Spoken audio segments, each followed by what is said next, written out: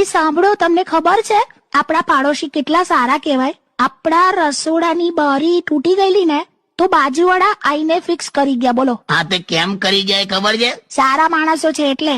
ના, તું રસોડામાં કઈક એટલું ડેન્જર ખાવાનું બનાવે છે તે બાજુમાં એની સ્મેલ ના જાય એટલે એ લોકો એમના ખર્ચે બારી નાખી ગયા. સાવ નક્કામાં માણસો કહેવાય. એટલે હમણાં તો કે હારા માણસો કેવા આવું બોલતી હતી ને તું સમજ, એ લોકો ખોટા નથી. હમણાં તે ગુલાબ જળ નાખીને પનીર ટીકા બનાવ્યું હતું. અરે એ તો ગ્રેવી માટે પાણી પતી ગયેલું માટલામાં. તે ગુલાબ જળ વાપરવાનું. શાકમાંથી પરફ્યુમ જેવી સ્મેલ આવે, વઘારની સ્મેલ આવે, પછી પેલા લોકો નાખી જ જાય ને બારી રસોડામાં. એટલે હું એમને નડું છું એમ ને? નડવાનો સવાલ નથી વકા, તું પણ અમુક વસ્તુ તું સમજ. પેલો પિન્ટુડો હવે 8 મહિનાનું છોકરું છે ખાલી. હવે એના મા બાપ કસે જાય એટલે કોક વાર આપડી ત્યાં મૂકી જાય છે, અને હવે 8 મહિનાનું છોકરું છે એટલે એ રડે જ યાર જોર જોરથી. તે મેં ક્યાં ના પાડી? એટલે તો એને શાંત કરવા જોર જોરથી લોરી ગાતી હતી. સોજા રાજકુમાર. એટલે જ બાજુવાળાએ બૂમ પાડી કે બેન આના કરતા પેલાને રડવા દો. મરી ગયા. તમે જોજો ને, હું આ લોકોને છોડીશ જ નહીં. જો એને તો આજે જ આમ કહીશ કે હિંમત હોય ને તો એકલામાં આવીને મળ. આ તે ધમકી આપી કે ઓફર આલી? ધમકી. હારું લી, હા, આ સોંગ સાંભળ.